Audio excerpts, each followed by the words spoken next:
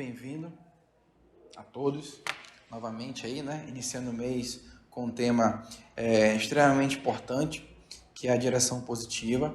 Tema esse que pode ser aplicado tanto dentro do trabalho como fora dele. Então, tenho certeza aí que a grande maioria de vocês que estão tendo essa oportunidade de ter esse treinamento, dirige. Aí pode ser um carro, pode ser uma moto, van, caminhão, e aí, por aí, etc.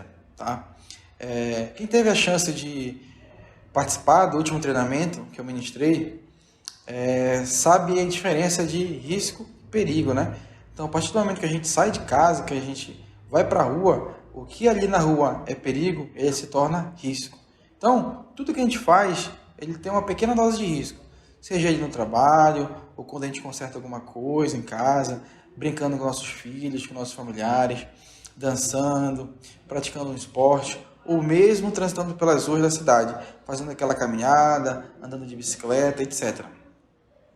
Quando uma situação de risco ela não é percebida, ou quando uma pessoa não consegue visualizar o perigo, aí as chances de acontecer um acidente, elas aumentam drasticamente.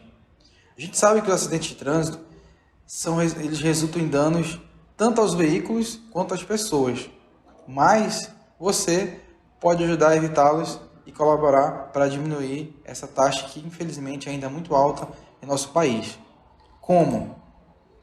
A gente sabe que o sofrimento causado por mortes e ferimentos, inclusive com sequelas físicas e ou mentais, muitas vezes são irreparáveis. Aí a gente tem também os prejuízos financeiros por perda de renda e afastamento do trabalho. Às vezes a pessoa que se acidenta ela acaba ficando incapacitada por um período e aí não consegue trabalhar e aquela renda dela tende a baixar. Constrangimentos legais por inquéritos policiais e processos judiciais que possam exigir o pagamento de indenizações, mesmo prisão dos responsáveis. Então a gente começa a perceber que os acidentes eles vão muito além do somente se machucar, né? De somente se ferir. A gente pode estar ferindo uma outra pessoa também, a gente pode estar machucando uma outra pessoa. E a gente sabe que o problema ele não acaba ali no acidente por si só. Ele vai muito além disso. Então, pessoal, na grande maioria dos acidentes, o fator humano ele está presente. Ou seja, cabe aos condutores e aos pedestres uma boa dose de responsabilidade. Toda ocorrência trágica, quando é previsível, ela é evitável, óbvio. Os riscos e os perigos que estamos sujeitos no trânsito estão relacionados principalmente com os veículos, aí entra falta de manutenção do veículo, aquele pneu careca, aquele freio que já está bastante desgastado, e aí no momento de emergência ele tende a falhar. Tem também os condutores, que é o grande vilão dos acidentes no trânsito, são os condutores. Cerca de 85% dos acidentes que acontecem no trânsito é por conta do condutor. Tem também aí as vias de trânsito, então aquela via esburacada, aquela via mal sinalizada, mal iluminada, também pode contribuir para um acidente. E por fim, o ambiente, né? Então, aquele dia mais chuvoso, aquele dia mais neblinado, final de tarde ou início do dia, quando começa a surgir o sol, ou quando o sol começa a se pôr, aquele solzinho ali começa a incendiar a gente, também pode ser um fator aí contribuinte para o aumento de acidentes. E aí, Laino, já que você está falando aí de um monte de fator que pode gerar acidentes, como é que a gente faz para evitar os acidentes relacionados à nossa maneira de dirigir? Pessoal, muitas das coisas que fazemos no trânsito, elas são automáticas, a gente sabe disso, né? Depois que a gente aprende a dirigir, a gente não pensa nos procedimentos do volante. A gente entra naquele modo automático, né? Que acontece após a gente repetir aquilo ali por diversas vezes. Então, em condições normais, o nosso cérebro ele leva alguns décimos de segundo para registrar as imagens que enxergamos. Por mais atento que você seja ao dirigir, vão existir sim um breve espaço de tempo em situações que você não vai conseguir observar. E é aí que acontecem os acidentes. Então, Problema de concentração, e aí relacionados por telefones, rádios, outros mecanismos que possam diminuir a sua atenção ao dirigir. O consumo de bebida alcoólica, isso aqui dispensa comentários, né? A gente sabe que é extremamente proibido beber e dirigir, não combina bebida e direção. Drogas, aí drogas entram tanto as drogas lícitas quanto as drogas ilícitas. Ah, lá, o que é droga lícita, o que é droga ilícita? Droga ilícita são as proibidas, né? Aí tem diversas drogas. E as lícitas são os medicamentos, são os remédios. Tem aí um tipo de xarope que a gente toma, né? Que tem na bula aí como colateral a sonolência. E aí a gente sabe que dirigindo com sono também é algo que não dá certo, é algo que não combina. Ter participado de discussões fortes com familiares no trabalho ou por qualquer outro motivo, aí esse outro item que ele está fortemente relacionado com o Safety Star. Quem já teve aí a oportunidade de participar do Safety Star, a gente sabe que está relacionado diretamente à frustração. Então, uma pessoa que ela está frustrada, com certeza, ela está mais propícia a se acidentar. No trânsito, então, mais ainda. Usar o telefone celular ao dirigir, mesmo que seja no Viva Voz, se já é arriscado usar o telefone no Viva Voz, imagina sem, né? Imagina ali dirigindo, olhando para a telinha do celular ali. Risco de se acidentar altíssimo. Ouvir o aparelho de som em volume que não permita ouvir os sons de advertências, aí entra buzinas de terceiros e por aí vai. Então, a gente perde um dos nossos sentidos, que é a audição. Transportar animais soltos e desacompanhados no interior do veículo é algo que também vai retirar nossa atenção, né? Vai exigir ali que a gente tire o foco do volante e já, vez ou outra, tende a focar no animal.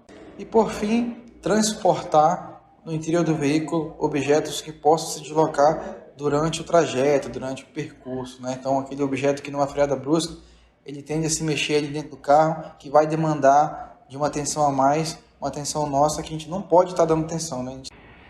Trazendo novamente aí então aquele nosso momento de reflexão, né? Trazendo algumas perguntas para a gente refletir. Será que vale a pena? Será que não? Primeira pergunta aí para reflexão. Será que compensa dirigir um pouco mais rápido? E aí, será que compensa? E quanto tempo eu vou ganhar no final da minha viagem? Será que vai compensar eu dirigir um pouco mais rápido? Deixar um pé um pouco mais pesado? E aí, pessoal, será que compensa? Vamos ver aqui, né?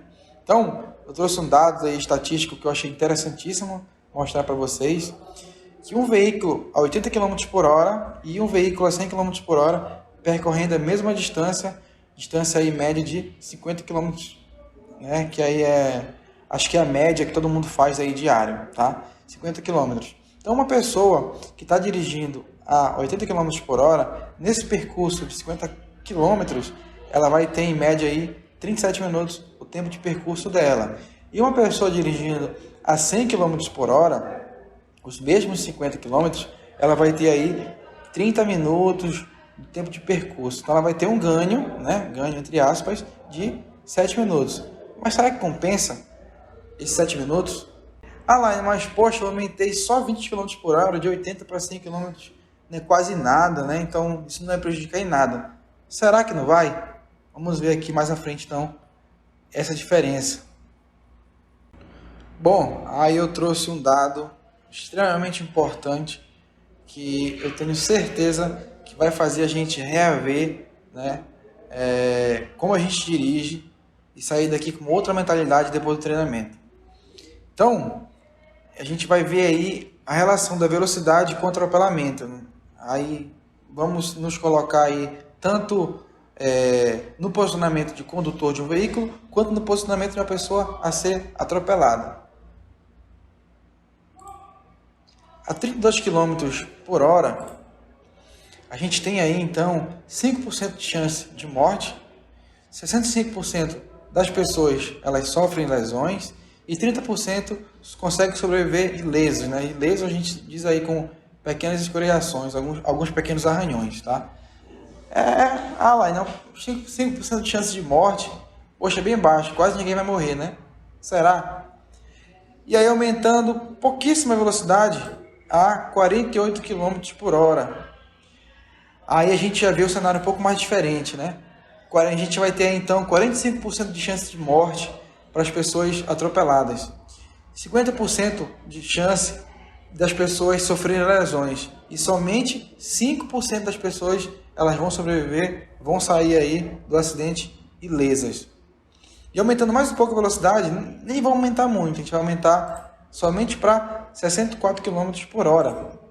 E aí, olha a diferença, né?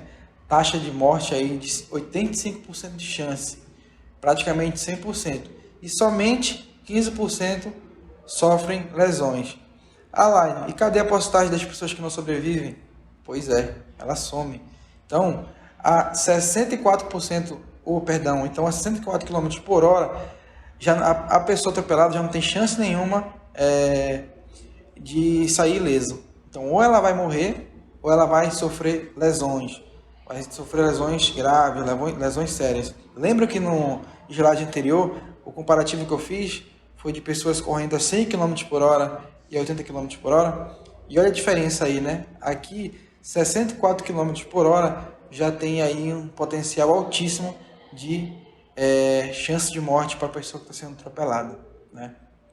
Então que fique aí o tema para reflexão, tanto para as pessoas que vão conduzir veículos, quanto para as pessoas também que vão fazer aquela caminhada, redobrar a atenção, para nunca, jamais se acidentar, tá? Pessoal, chegamos ao fim de mais um treinamento.